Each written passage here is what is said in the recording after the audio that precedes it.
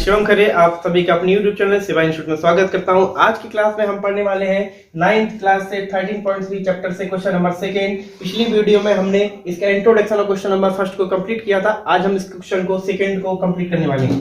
देखिए, तो इस क्वेश्चन में हमसे बोला गया है कि एक शंकु है, एक कोण है, उसका CSE यानी कि कुल पृष्ठीय क्षेत्रफल हमको ज्ञात करना है, यानी कि CSE हमको निकालना है, फाइंड करना है, जिसकी तिर्यक ऊंचाई को हम L बोलते हैं। तो L का मान दिया गया है 21 मीटर और आधार का व्यास यानी कि दिया गया है डायमीटर यानी कि D बराबर दिया गया है 24 मीटर।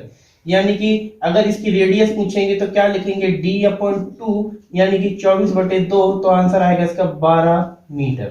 ठीक है, तो CSE निकालना होता है शंकु का जो CSE का फॉर्मूला होता है, शंकु का CSE यानी कि वक्र पृष्ठीय क्षेत्रफल, इसका फॉर्मूला अब तक तो बच्चों को याद हो गया होगा, नहीं है तो जल्दी से उसको याद कर लीजिएगा ताकि एग्जाम में प्रॉब्लम ना हो आप लोगों को।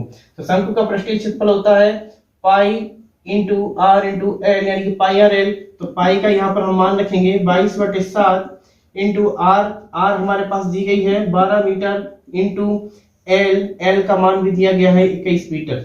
यहाँ से देखिए 7 से 22 12 नहीं पर 21 तो कटता है, तो 7 से 21 को काटेंगे तो 7 से 21 हो जाएगा।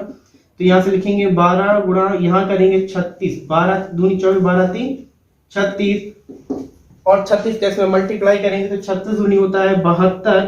यहाँ से देखिए हासिल आएगी 7, 36 दूनी 72 में जो हम 7 जोड़ेंगे तो यहाँ से हो जाएगा 792। ठीक है दोस्तों, तो ये यहाँ से अपना आंसर आता है। डेटा अपने जो यूनिट दी गई वो किसमें है, मीटर में है, और हमसे क्षेत्रफल पूछा गया है तो यहाँ पर हम आराम से यहाँ पर क्या लगा देंगे, इस पर लगा देंगे।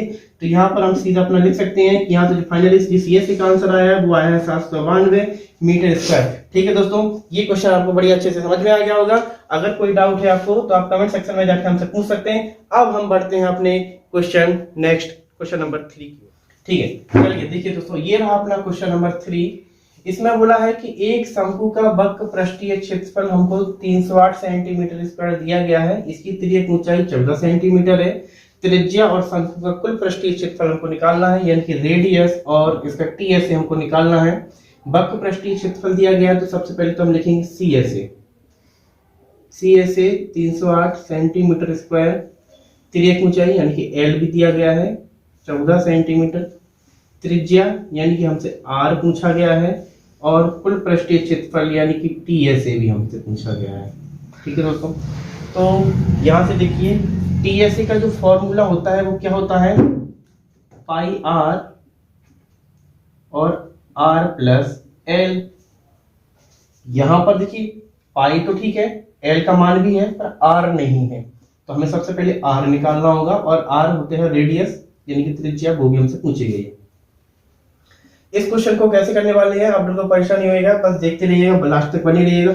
इस क्वेश्चन में देखिए, इस क्वेश्चन की ही बात नहीं बता रहा हूं मैं, इससे रिलेटेड जितने भी क्वेश्चन हो, अगर हमारे पास आयतन का मान दिया जाए, यानी कि अगर हमारे पास आयतन की वैल्यू हो, CSA वक्र पृष्ठीय क्षेत्रफल की वैल्यू हो, किसी भी क्षेत्रफल की वैल्यू हो, तो उसमें मोस्टली टाइम हमें उसी चीज का फॉर्मूला ही लगाना पड़ता है। ठीक है, जैसे इसमें CSE बराबर CSE की वैल्यू दी गई है, तो यहाँ पर हम CSA बराबर क्या होता है, पाई आर एल होता है, बराबर में 308 लिखा। यहां से हम R की वैल्यू निकालेंगे, पाई का मान कितना होता है 22/7, तो यहाँ 22/7 लिखा, R लिखा। L का मान है 14, वो यहाँ रखेंगे 308। 7 से ये देखिए 14 कटा, 7 दूनी 14, 2 हो गया, 22 दूनी 44, यानी कि 44। R बराबर यहाँ हो क्या है 308। तो यहाँ से R बराबर देखिए, ये एक बार मैं फिर से बता रहा हूँ, अपनी वीडियो में कुछ बच्चों को बड़ी दिक्कत होती है कि अगर कोई संख्या हमारे पास मल्टीप्लाई में है किसी वेरिएबल के साथ, और अगर अपन को उसको डिवाइड में अगर उसको बराबर में कहीं लेके जाना है, तो ये कुछ बच्चे ऐसे माइनस कर देते हैं, प्लस कर देते हैं, तो वो नहीं होता है। इसमें देखिए, अगर मल्टीप्लाई में है कोई चीज, वो बराबर में जब भी जाती है तो वो डिवाइड में आती है। ठीक है, तो ऐसे ही यहाँ 44 है, 44 है, ये नीचे चला जाएगा, तो 308 बटे यहाँ हो जाएगा 44। ठीक है दोस्तों, अब चलो हम आगे बढ़ते हैं।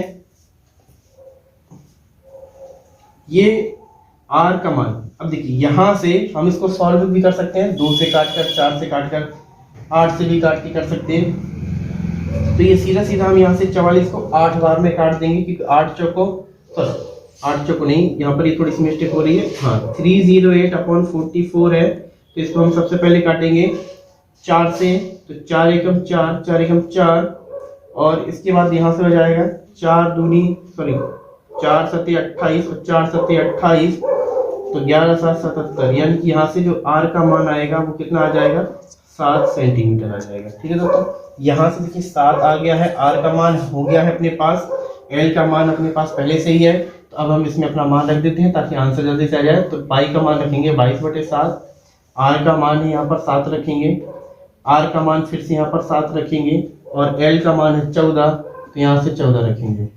ठीक है, ये अब देखिए 7 से ये 7 कट गया, तो यहाँ आएगा 22 इंटू 14 और 7 को जब हम ऐड करेंगे तो यहाँ से बन जाएगा कितना, 21। 21 का यहाँ पर हम कर देंगे मल्टीप्लाई, 21 दूनी देखो 42 होता है, तो यहाँ से यहाँ 4 लग जाएगी, 21 दूनी 42, 42 में जब हम 4 जोड़ेंगे तो यहाँ से हो जाएगा 46, तो हम कहेंगे 462। अब पूरा डेटा देखो सेंटीमीटर में है, यहाँ से सेंटीमीटर में है, तो टीएससी यानी कि क्षेत्रफल निकालना था तो सेंटीमीटर स्क्वायर कर देंगे, यहाँ से रेडियस आना था तो सेंटीमीटर में आ जाएगी। ठीक है दोस्तों, ये क्वेश्चन अपना यहाँ से पूरा होता है, ये अपना आंसर है। आई होप ये वीडियो आपको समझ में आ गई होगी, क्वेश्चन अच्छे से समझ में आ गया होगा। अगर आपको कोई दिक्कत है, कोई प्रॉब्लम होती है तो आप हमको उसको कमेंट सेक्शन में जाके पूछ सकते हैं। अब अपने बढ़ते हैं क्वेश्चन नंबर हम 4 की ओर। ये रहा क्वेश्चन नंबर 4 अपना। इसमें बोला कि शंकु का जो आकार है वो एक तंबू के आकार का है, उसमें जो ऊंचाई है उसकी वो 10 मीटर ऊंचा है, और उसके जो आधार की जो त्रिज्या है वो 24 मीटर है। ठीक है, यानी कि एक अपने ये शंकु है इस तरीके से, तो जी इसकी जो ये वाली जो ऊंचाई है ये है अपनी 10 मीटर, जो आधार की त्रिज्या है यानी कि ये यहाँ से यहाँ तक है, ये कितनी है, 24 मीटर। ठीक है, हमें पहला पॉइंट क्या पूछा गया है, त्रिज्या ऊंचाई निकालनी है, यानी कि स्लैंट हाइट L। और ये हमने अभी देखो पढ़ के रखा हुआ है, पढ़ा भी था हमने कि जब त्रिज्या ऊंचाई निकालना होता है तो सबसे पहले देखो R बराबर लिख देते हैं इधर 24 मीटर, यहाँ से H बराबर लिख देते हैं 10 मीटर। L हमको निकालना है, तो L बराबर हमने फॉर्मूला पढ़ा हुआ है कि √h² + r² होता है। तो L बराबर √ के अंदर लिखेंगे, h कितना है 10 यानी कि इसका स्क्वायर, r यानी कि 24 इसका स्क्वायर, तो 10 का स्क्वायर तो 100 होता है, 24 का 576 होता है, तो टोटल हो जाता है 676। और जो कि L 676 होता है 26 का स्क्वायर, तो यहाँ से L का मान तो आ गया 26 मीटर। ठीक है, यहाँ तक तो क्लियर है अपना, बड़ा सिंपल था। अब देखिए यहाँ से हम थोड़ा सा समझने वाली बात है कि कैनवास की लागत है, जो पूछा है कितनी लागत है, मतलब कितना रुपया खर्च करना पड़ेगा हमें यदि 1 मीटर स्क्वायर कैनवास की जो कीमत है उसकी जो कॉस्ट है वो 70 रुपए है। ठीक है, देखिए यहाँ पर 1 मीटर स्क्वायर है, ये नहीं है कि इसका डायरेक्ट इसमें गुणा कर दें या आयतन निकाल के गुणा कर दें, या समझ में नहीं आया तो जो समझ में आया वो कर दें। समझने वाली बात देखिए, यहाँ पर क्या दिया गया है 1 मीटर स्क्वायर। अब देखिए कैनवास लगाना है तंबू में, ठीक है, तो तंबू में जो उसका कवर करेगा एरिया वहीं तो कैनवास लगाएंगे। तो हमसे क्या पूछा गया, क्षेत्रफल पूछा है, कुल नहीं पूछा है, लेकिन पूछा किसका है, जो कवर कर रहा है। कवर करने वाला मतलब क्या होता है, कर्व सरफेस एरिया यानी कि CSA। तो यहां से हमें वो दूसरी चीज हमें लगानी है वक्र पृष्ठीय क्षेत्रफल। वक्र पृष्ठीय क्षेत्रफल यानी कि यहां से हमसे CSA पूछ लिया गया। क्या पूछा भैया, CSA। तो यहां से देखो CSA पूछा है तो हम लगाएंगे यहाँ पर pi into R into L।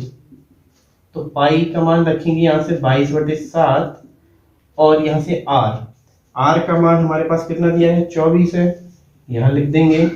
और जो L का मान है वो कितना है 26 है, तो 26 कर देंगे।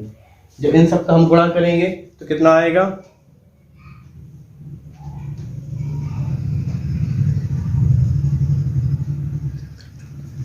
ठीक है। तो यहां से देखो ये गुणा करेंगे 26 का, तो यहां से आ जाएगा 1961.14 मीटर स्क्वायर। ठीक है, तो यहां से ये हमारा क्वेश्चन हो जाएगा, अभी आधा क्वेश्चन हुआ है। तो ये इसका क्या है, क्षेत्रफल आया है CSA। अब वो कह रहा है कि 1 मीटर स्क्वायर कैनवास की लागत कितनी है 70 रुपए। तो यहां लिखेंगे 1 मीटर स्क्वायर की लागत बराबर कितना है 70 रुपए है। तो फिर इतने स्क्वायर की इतने मीटर स्क्वायर की लागत कितनी होगी, इसका गुणा कर देंगे 1961.14 मल्टीप्लाई 70।